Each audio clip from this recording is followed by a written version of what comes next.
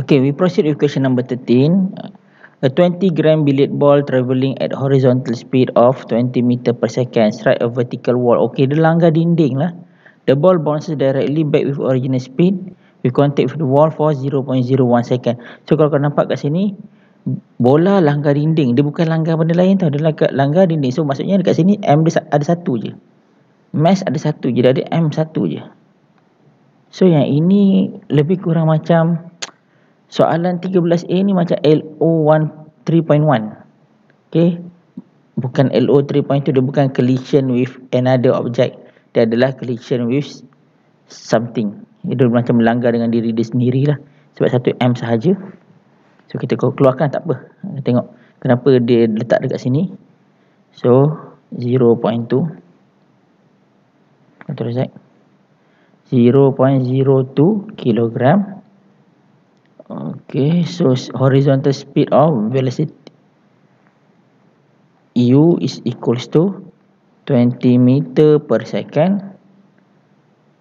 Dan dia bounce directly back with original speed. Okay, so V, dia bounce back negative 20 meter per second. Dia kata bounce back negative original speed 20 meter per second. And then time dia is equals to 0.01 second. Calculate the change in momentum of the ball. Okay, ni A1. Change in momentum G. Saya kata calculate change in momentum. Kita dah ada formula yang kita belajar dalam LO 3.1. J is equals to MV minus MU.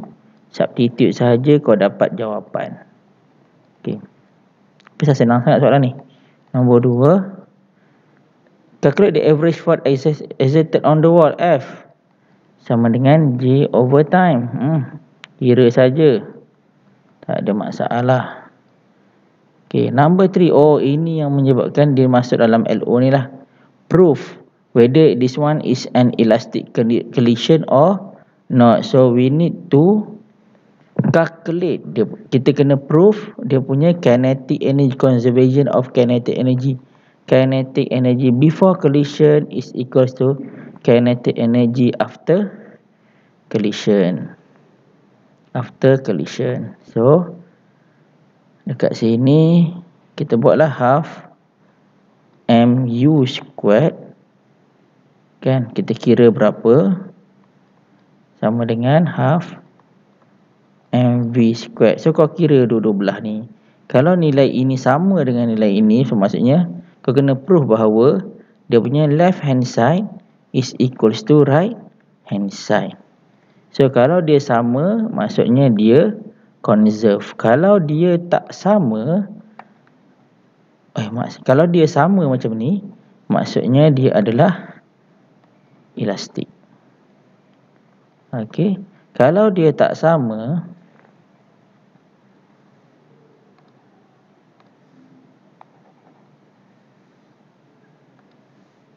dia adalah elastik. Kalau dia tak sama, kalau dia punya left hand side is not equal to the right hand side, maksudnya dia adalah non-elastik. Buktikan sahaja. Okey. So proving ni menyebabkan dia terletak dekat sini lah. Kau nak prove bahawa the kinetic energy initial is equals to kinetic energy final. Prove your answer. Alright, so I'm going on to question B. From part A, if the ball rebounds directly back with only half of the original speed, determine dia punya change in momentum of the ball. So sekarang ini kita keluarkan information sama. M sama dengan 0.02 kg. U is equals to 20 meter per second. Cuma kali ini dia punya V dia sama dengan separuh. V sama dengan negative 10 meter per second. Time dia sama 0.01 second. Okay. Change of momentum of the ball.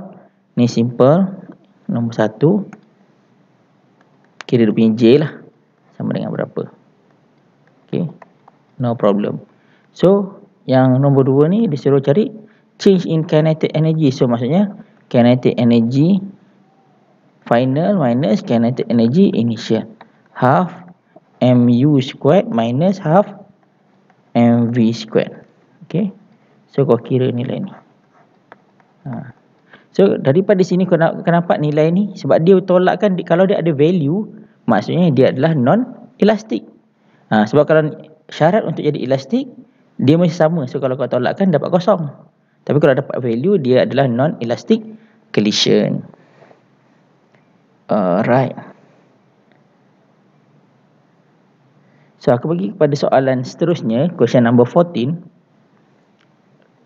Given in the question kat sini, information ni frictionless horizontal with speed of it has head-on collision. Okay, nampak kat sini dia ada dua mass. M1, sini adalah M1, dia ada dua mass. M1, okay, M2. So maksudnya kita kena gunakan jadual ni lah. Dia adalah collision. Alright, M1, M2. Alright. So kita keluarkan information macam biasa, isikan kat sini. Dia punya mass M1, M2 dalam SI unit. Okay, selesai. With a speed of 0.08. So maksud ini dia punya initial lah, moving to the right. So ini 0.8. U1 0.8. Okay, head on collision. Okay, moving to the left 2.2. To the left negative. Nampak? Simple je isi jadual. Find the final velocity of each glider if the collision is elastic. So elastic maksudnya conservation of kinetic energy.